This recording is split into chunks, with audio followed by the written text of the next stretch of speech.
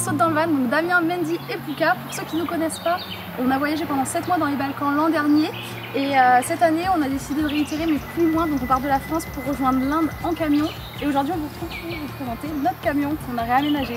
Alors on commence par l'extérieur du véhicule, c'est un jumper H2L1 de 2011 et il a à peu près 80 000 bornes. On a rajouté une petite fenêtre sur la porte latérale. Niveau pneus, on est équipé par Cléder et on a choisi des pneus 4 saisons qu'on va faire et de la route et de la piste. Et on a mis un panneau solaire donc de 330 watts. Mais l'installation électrique, on vous en parlera plus en détail dans une autre vidéo si jamais ça vous intéresse. On va passer sur l'intérieur. Donc là, niveau aménagement, donc déjà ce que vous pouvez voir, c'est ici le coffre de gaz. Donc on est parti sur quoi déjà? Sur du butane. Sur du butane. 13 kg. Une bouteille de combien? 13 kg. Voilà, donc ici le coffre est isolé. Voilà. Hop. Ici on a l'évacuation des eaux usées donc, qui passe sous notre meuble de cuisine. La pompe à eau, tout le système d'eau. Ici ce qu'on voit c'est les tablettes qui vont nous servir donc, quand on est en position canapé, mais on va vous montrer ça après. Et venez avec nous pour l'intérieur. Donc quand on rentre dans le van, le premier truc qu'on voit c'est l'espace cuisine on va dire. Donc là on a notre plaque au gaz, notre évier, la petite crédence, le petit plan de travail. Ici on a notre frigo donc, qui fonctionne à l'électricité. Une petite casse freezer, parfait pour les glaces. Hop. En dessous on a les gamelles pour le chat, donc le petit tiroir à gamelles du chat. Ici c'est le tiroir avec les sachets et les friandises de Pouka. De l'autre côté, ici, on avait un espace vide, donc j'ai fait un petit rideau pour cacher la misère. Et ça nous fait l'emplacement parfait pour mettre une petite poubelle. Juste en dessous, donc on a le petit coffrage, on va dire, là, pour mettre les tablettes donc qu'on utilise pour manger ou pour travailler et qu'on met le long du canapé, un peu en mode tablette comme pour le train. Donc pour l'instant on a des porte-savons de fortune mais on va en acheter sur la route et qu'on rajoutera ici je pense des petits blocs. Notre petite brosse à vaisselle. Ici on a une petite lumière pour quand on cuisine le soir. Notre guirlande pour la déco, pour la lumière le soir, un truc un peu plus tamisé. Ici on a notre remplacement pour les bocaux à vrac. Donc mine de rien ça nous permet de ranger pas mal de trucs. C'est hyper pratique parce que cet espace là en général il n'est pas utilisé dans un van. Ici on a un meuble donc, pour les vêtements de Damien avec des petites cases pour ranger indépendamment. Hop. Voilà. Ma vie privée. Ma vie privée. Hop.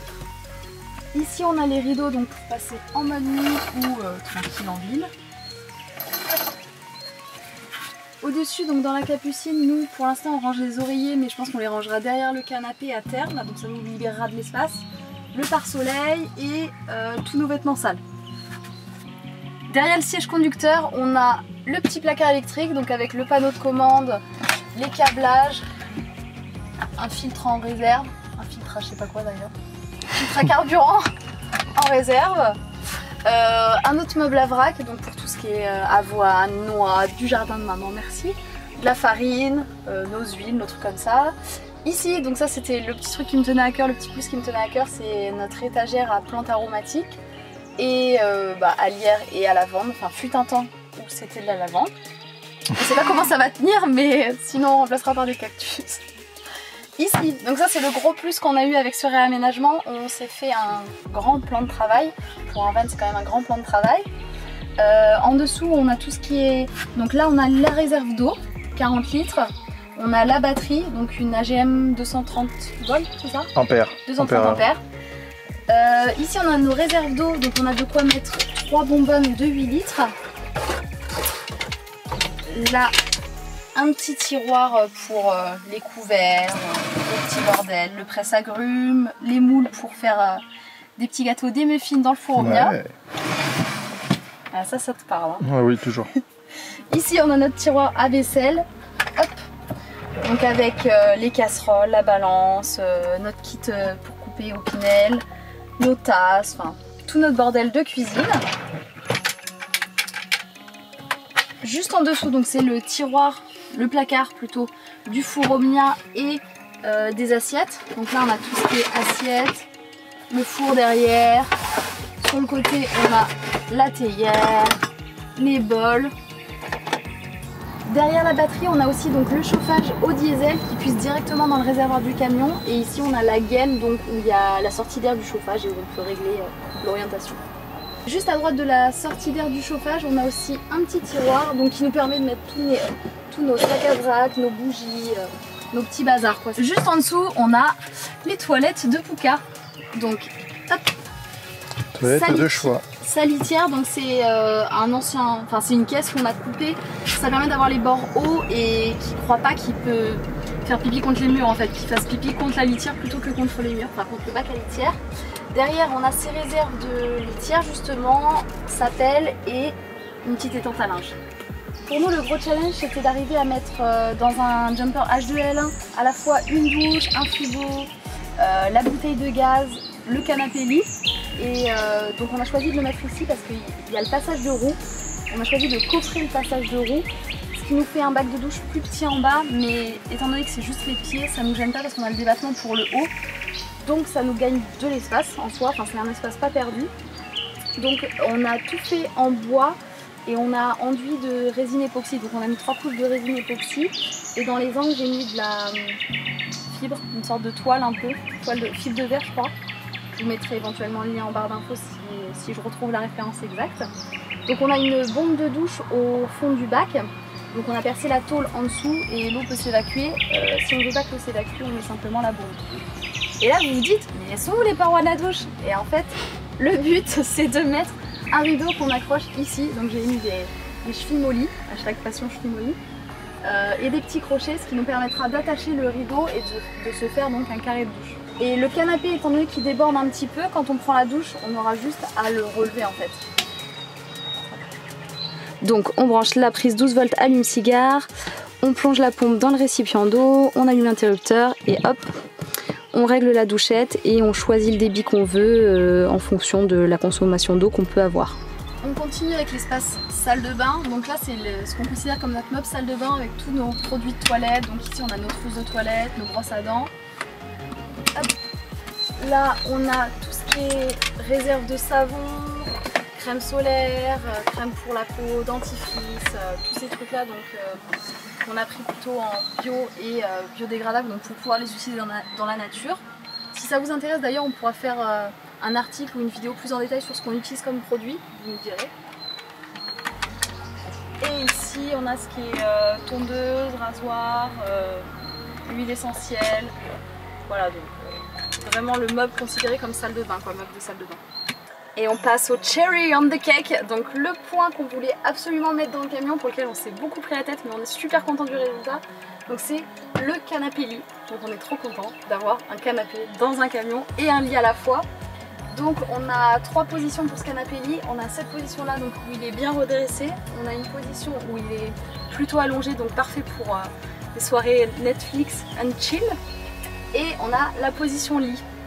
Donc sur le côté on a des glissières qui nous permettent de faire coulisser le canapé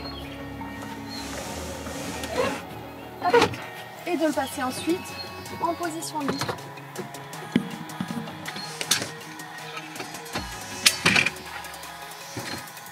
Tada! On a choisi de mettre le canapé lit assez haut, ce qui nous permet d'avoir une grosse soude de rangement sous le canapé et d'avoir vraiment de l'espace pour mettre toutes nos affaires. Donc à gauche là on a cette petite trappe pour les tapis de yoga. Ici on a les 3 grands tiroirs principaux, donc là on a tous mes vêtements. En dessous toutes nos chaussures. Et enfin notre nourriture, toutes nos réserves de bouffe, de thé, de chocolat, la caverne d'Alibaba. Ces tiroirs là ils sont hyper lourds, donc pour être sûr qu'ils se maintiennent bien et qu'on n'ait pas un verrou qui saute ou quelque chose comme ça, on a choisi de mettre une grande barre qu'on glisse comme ça, hop, et comme ça on est sûr que tout est verrouillé. À ce niveau là on a aussi 2 grands tiroirs, donc ici un tiroir plutôt linge de maison on va dire, avec les serviettes, les draps de rechange, les gants, et aussi tous nos jeux de société, donc le Scrabble, Tokyo Train, Double et compagnie. On a encore un grand tiroir en dessous qui va plutôt nous servir pour tout ce qui est bouteilles, réserve de papier toilette, de sopalin. Pour l'instant on a surtout nos aromates, mais ils seront rangés normalement le long donc, du plan de travail. Donc ça libérera pour mettre tout ce qui est bouteilles et compagnie. Au niveau du mode passage de roue, on en a profité pour mettre des petites étagères qui nous permettent de ranger nos petits bordels, donc l'enceinte, la liseuse, les carnets, nos bouquins. Voilà. Et au-dessus du passage de roue, donc le coffrage du passage de roue, on a 2 prises 220 et 2 prises 12 volts. Alors je vous ai montré nos petites tablettes au début du van tour, mais je vous ai pas présenté les tablettes montées. Donc on les installe comme ça, il y a des rails, donc c'est les rails comme pour les étagères de garage en fait. On a mis ce système là en dessous et on a juste à les clipser. Hop. Et voilà. Donc par contre c'était pas droit étant donné que la cloison est inclinée, donc on a compensé un petit peu avec des rondelles de ce côté là et des morceaux de bois pour la tablette de gauche. Derrière le siège conducteur, on a un petit coffrage qui protège donc la partie installation électrique. On a le coupleur séparateur, le battery protect. On a quoi d'autre? Le régulateur. Le régulateur.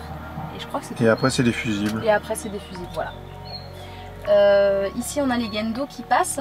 Donc le long entre les deux sièges, on a les gaines d'eau qui passent pour rejoindre la pompe à eau qui est derrière donc le meuble de cuisine.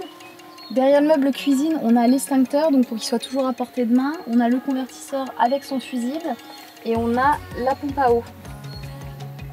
On a oublié de vous dire aussi, mais on a un lanterneau donc on peut ouvrir, on a la moustiquaire, le volet, et voilà. Au niveau de la cabine avant, donc on n'a rien de particulier si ce n'est les housses de siège qu'on a fait en tissu d'ameublement pour résister tant bien que mal aux griffes de Puka, donc pour protéger les sièges. Et le petit câble à linge qu'on a tendu entre les deux poignées et qui nous permet de détendre les serviettes, tout ça, c'est vachement pratique. Le maillot de bain aussi, c'est pratique. Avec notre reste de multicouches, on a fabriqué des volets isolants donc pour les fenêtres latérales, ce qui va nous permettre de mieux isoler la cabine quand on sera dans des pays où il fait très chaud. Et on passe sur notre partie garage, le fourre-tout, le rangement de bordel. Hop. Donc sur la gauche, on a notre nœud de rechange Kléber, on a nos petites chaises de camping inox. Ici, on a derrière un bac de rangement. Enfin, une trappe on va dire de rangement assez profonde. Là on a les hamacs, notre jerrycan, nos outils, la table de camping juste en dessous, la slackline, notre bazar créatif, nos réserves de pain tant qu'on a trouvé du pain en Europe et les oreillers. Donc à terme on va essayer de mettre les deux comme ça dans des petits filets derrière le canapé, ce qui nous permet de ne pas perdre du tout d'espace. C'était la présentation de notre petite maison sur Rho, donc j'espère que ça vous a plu. Si vous avez des questions, vous pouvez nous les poser donc en commentaire de cette vidéo ou nous suivre sur Instagram, donc Saute dans le van, ou sur Facebook. Et voilà, n'hésitez pas à nous envoyer des messages si vous avez des questions ou à nous poser des questions si vous avez concernant l'électricité. On y répondra donc dans une prochaine vidéo.